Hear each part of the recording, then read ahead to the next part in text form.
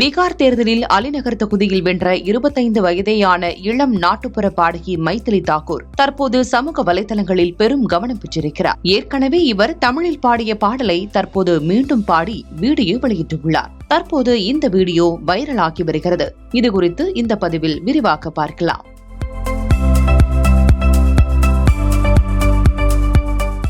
பாஜக சார்பில் அலிநகர் தொகுதியில் போட்டியிட்ட பாடகி மைதிலி தாக்கூர் பீகாரின் இளைய எம்எல்ஏவாக பதவியேற்க உள்ளார். இவர் மதுபனியில் ஜூலை 25, 2000 பிறந்தார். வேலைக்காக டெல்லியில் உள்ள நஜாப் அப்கருக்கு குடும்பத்தினருடன் குடிபெயர்ந்தார். இவரது தந்தை ஒரு பாரம்பரிய பாடகர். குடும்பத்தை காப்பாற்ற இசையின் பக்கம் திரும்பினார். அவரே மைதிலியின் வழிகாட்டியாகவும் ஆசிரியராகவும் இருந்தார். இதன் பிறகு மைதிலி இந்திய பாரம்பரிய இசை மற்றும் நாட்டுப்புற இசையில் கவனம் செலுத்த ஆரம்பித்தார்.